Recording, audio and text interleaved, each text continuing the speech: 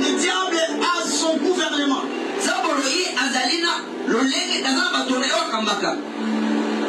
Donc même les sorciers que nous voyons, ils font partie de cela.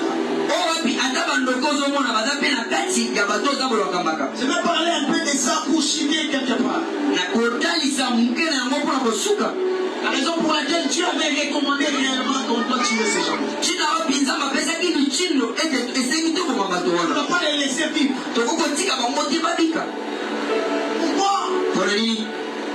Je vais parler d'abord de la fonctionnalité de l'organisation.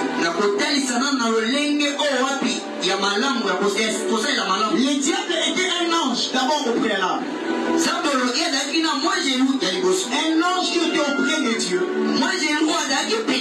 Qui était appelé Lucifer. Lucifer veut dire ange de lumière. C'était ça son nom. Mais à un moment, cet ange cherchait le mal en lui-même. La nature que Dieu avait créé les anges. Dieu n'a pas créé les anges dans la nature du péché.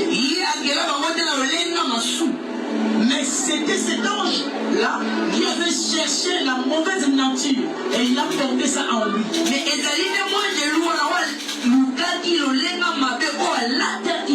et par la suite, il est devenu orgueilleux. Il faut faire attention avec les orgueils. La plupart des orgueilleux finissent mal. Amen. L'orgueil, c'est le premier péché que le diable avait fait. Lorsqu'il avait porté la nature, il a dit, moi aussi je peux devenir comme Dieu. Il a créé son camp. Il a créé la rébellion. Ils se sont révoltés contre Dieu. Je parle à quelqu'un. Par la suite, cet ange était jeté sur la terre, précipité. Et lorsqu'il est descendu sur la terre, Dieu ne lui avait pas arrêté de continuer son travail. Mais au moins Dieu lui avait juste empêché de revenir avec l'optique de venir renverser le pouvoir de Dieu. Mais son travail était entre ses mains. Il avait tout ce pouvoir. Il avait tout ce qu'il pouvait faire.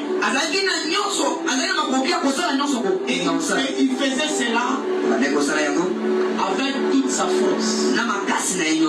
Rien ne pouvait lui empêcher de faire quoi que ce soit.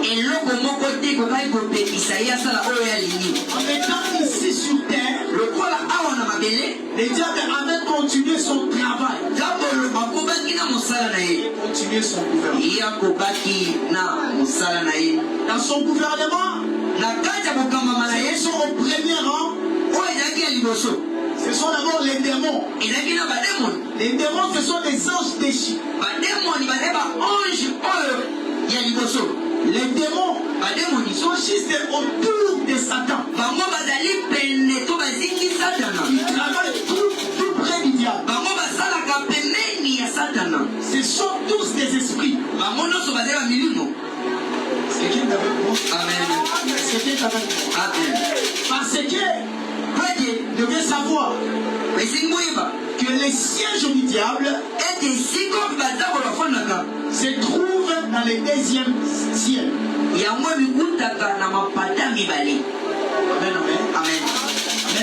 Amen.